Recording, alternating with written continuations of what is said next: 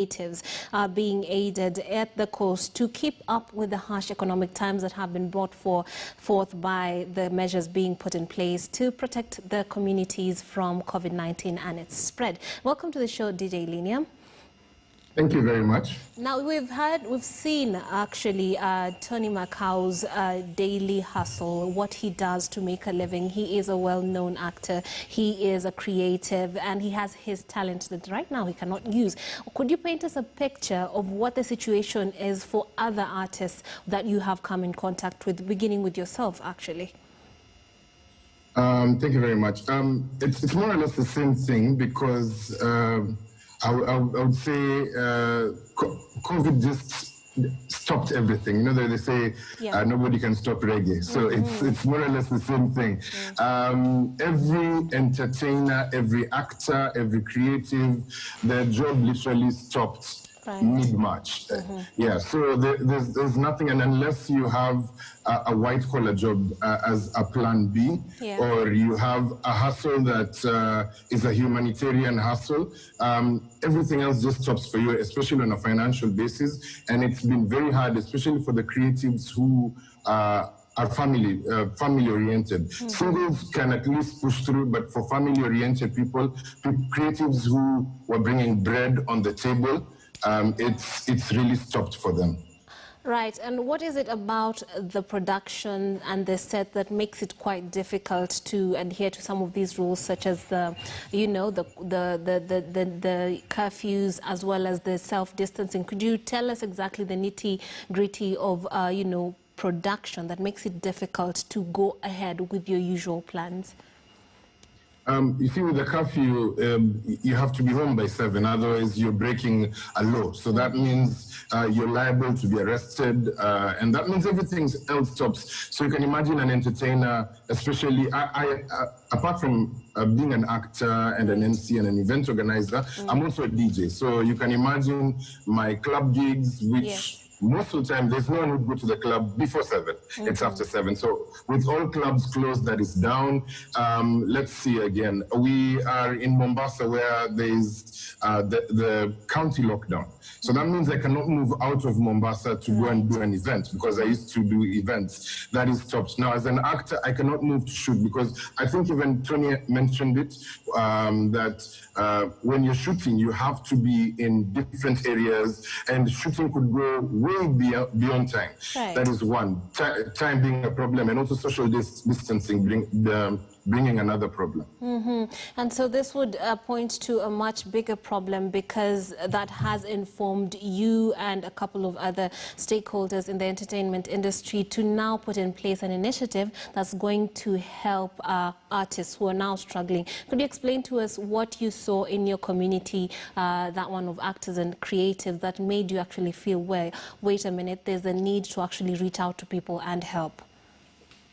Okay, so as I mentioned, the issue went on, and you see with the way things are going, people really don't know when this thing will end. So it puts you in two areas. It's either be a pessimist or you be optimistic, and it's quite hard to be optimistic in such a scenario. So it's actually led to so many people getting into depression, and depression meaning with the fact that I don't know where I'm going to get my next shilling. I don't know what's going to happen. So a good friend, actually my close BFF, my best friend, Dan Sonko, is also going through the same thing because he's an actor, he's an entrepreneur, and when everything stopped for him, same scenario. I remember we would share phone calls and he would tell me, I'm getting bored in the house. I can't just come. And the distance, I stay in Shanzu, he stays in the CBD, and he would just drive over and say, I'm coming to say hi. So at one point, someone just called him and remembered him and said,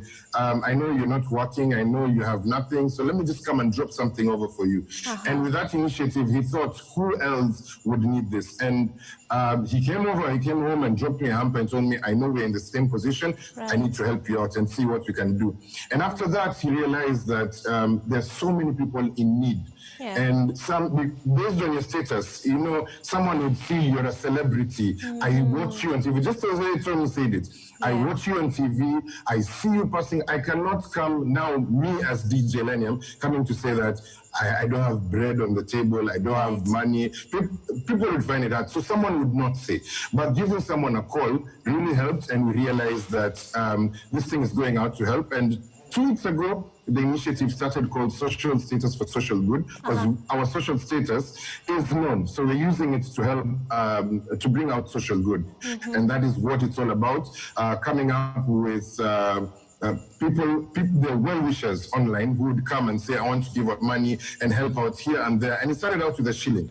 And based on that, it has grown until now we are able to provide hampers, food hampers that consist of a package of unga, some green grams, some beans, some tea, something that can sustain you for close to about a month as you plan on what to do next.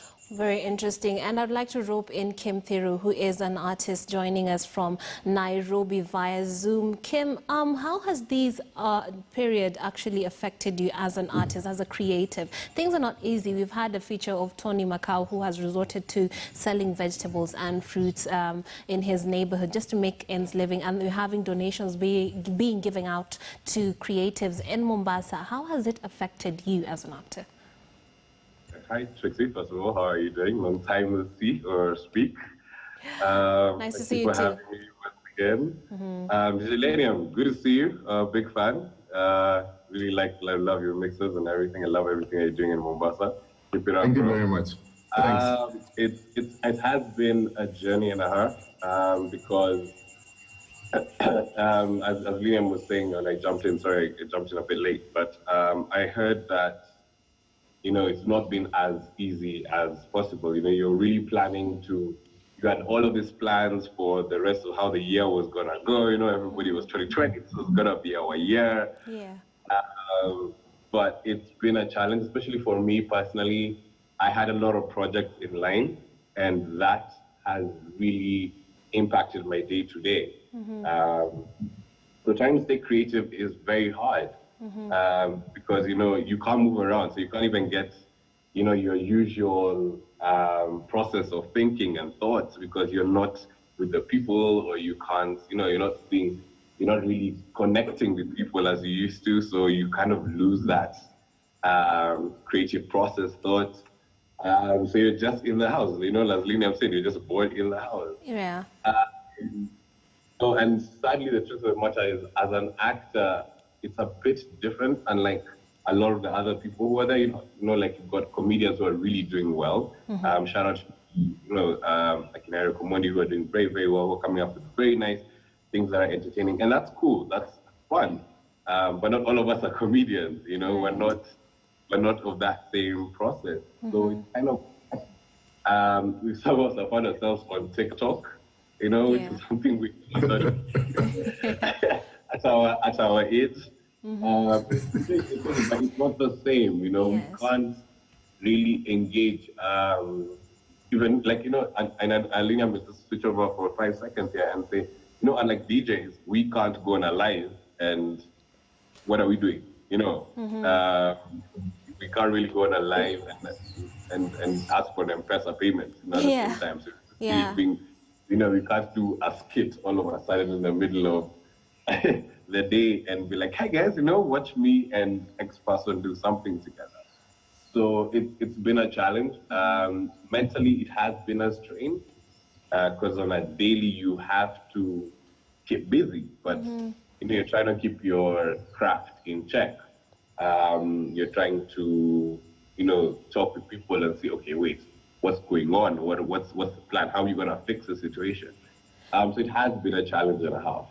Right, Kim, and when you're talking about the TikTok videos and YouTube videos, they might be entertaining as well, the things that we see some of the artists doing, and it helps keep your name out there. But in terms of cash then, how do you keep up with that? Because I don't think the industry in Kenya is as mature enough to well, it might be for some, but for some it might not be as mature enough to ensure that you have enough savings to push you through a whole year without working. So how do you keep up? No, that is 110% true. So for me personally, I'm really blessed with the brand, the Prince of Africa brand, which is slowly growing in its own right. So what I have to do is find brands that can work with me and work with what I am trying to achieve as a brand, and then have sponsored content. Okay. But even that is not coming as fast as possible, So it's a catch-22, to be honest. You go to a client and be like, "Hi, this is my brand." Like, "Yeah, we like your stuff." Excuse me.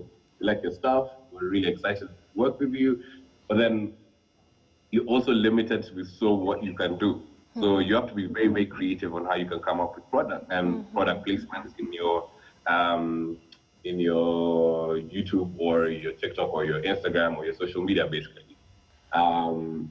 That is the key. Right. Now, the sad part about it is we've also got clients who have cut down their budgets because they're not being used,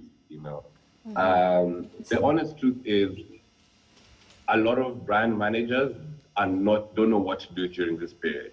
And instead of engaging creatives to be able to bring out their brands better, they are really holding themselves back. And like you, the telcos are really using brand ambassadors very well right now. You've got Safaricom and Telcom who are really using brand ambassadors very well on the different ads instead of just doing a proper ad. Yeah. You've got Facebook also, with, for example, just for the musicians, actually what they did exactly for Nashiski and King Kaka just the other day, they paid for all of that for the concerts to happen. So they're really going into it.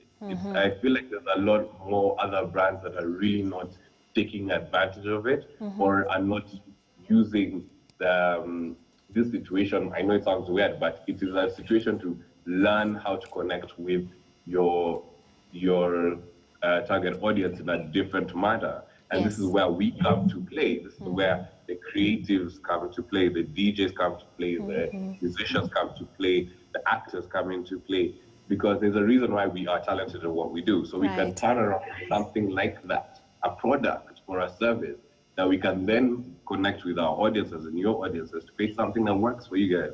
Because at the same time, you guys already had a budget.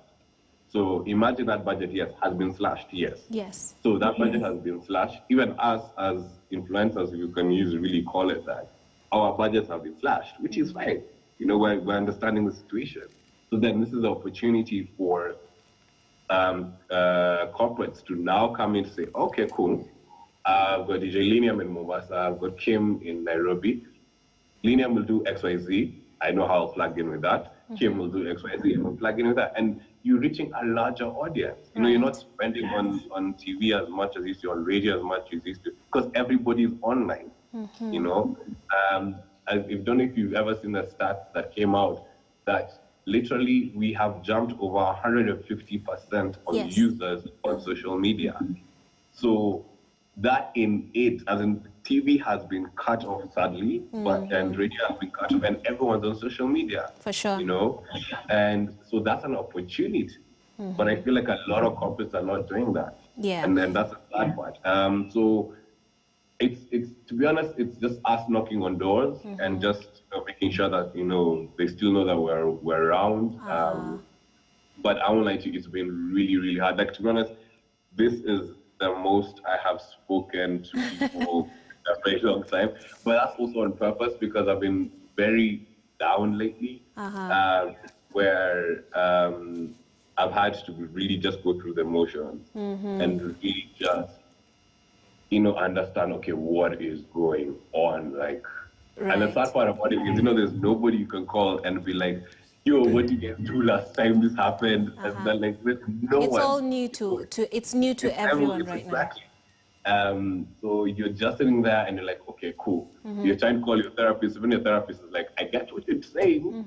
I'm really trying to, stay positive, but there's only so much positivity you can have in your life. now. Yeah. Especially in a place, in an age where things are not working out. You have no line, like you have no guide of what's going on. Yes.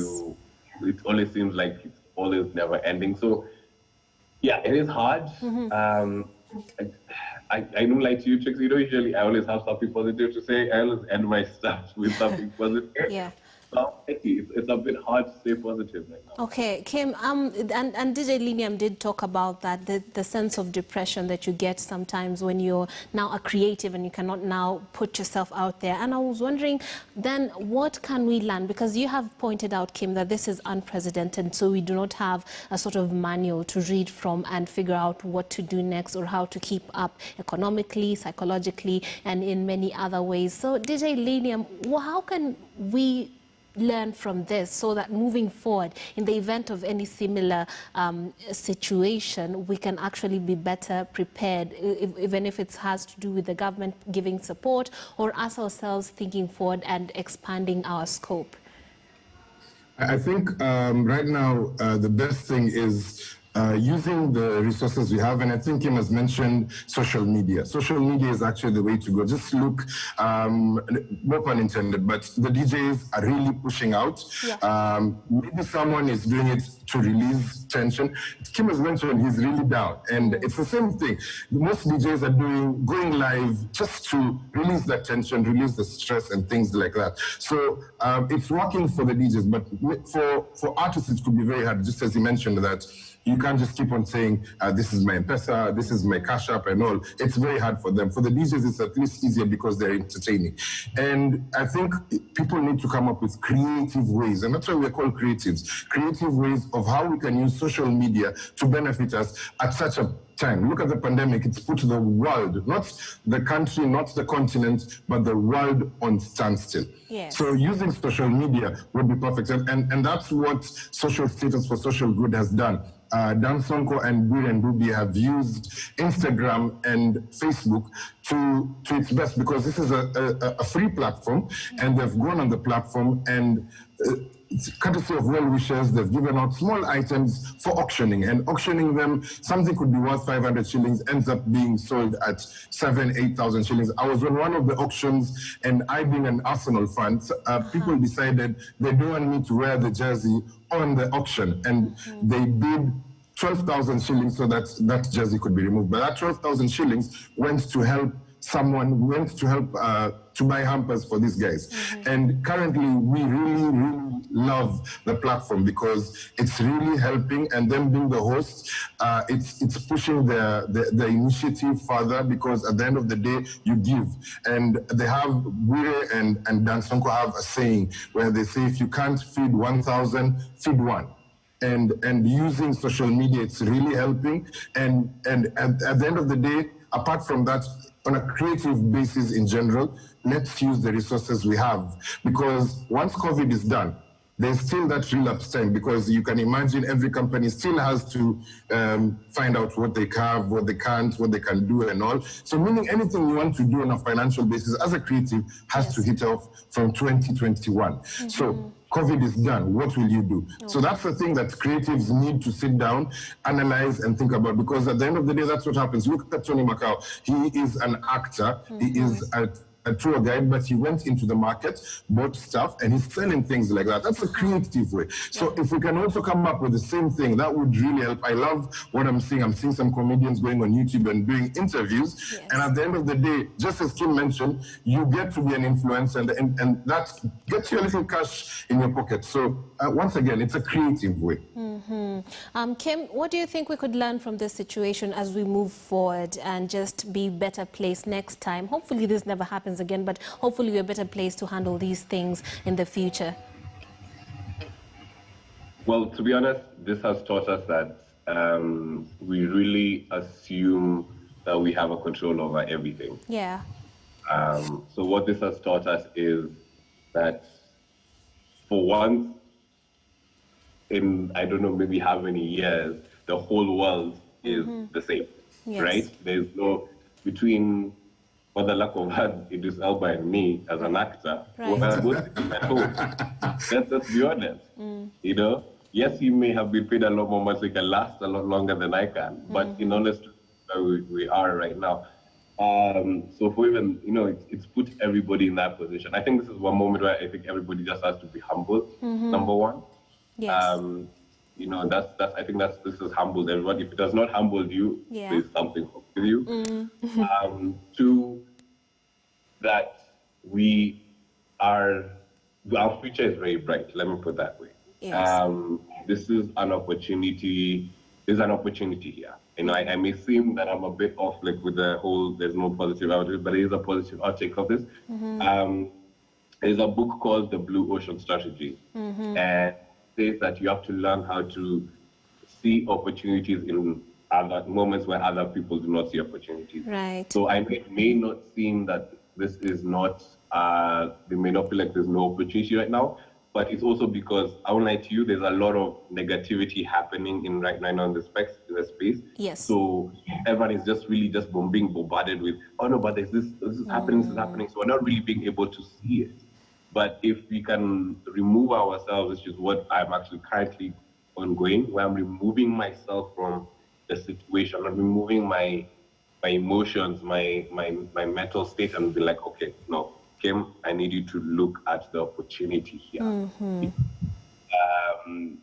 And so there is opportunity, a lot of opportunity. Yes. It's just that it's not, you see, we're so used to being told, if you go plant a tree, it's going to grow like this. So now we're being told, okay, here is seedlings, we don't know what they do. Here is, right. We just have to figure it out.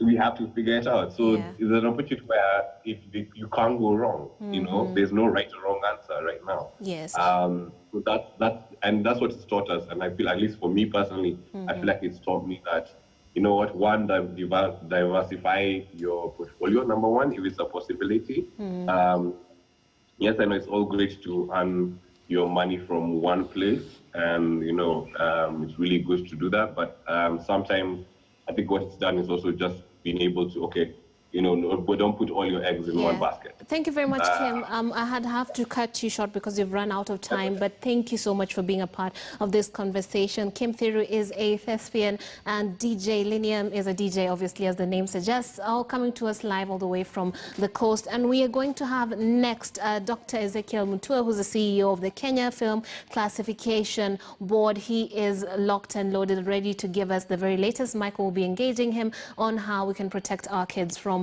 content that is being spread online, either for entertainment and for other purposes and agenda. Let's go on a short break. When we come back, we'll have that and more for you right here on Morning Express.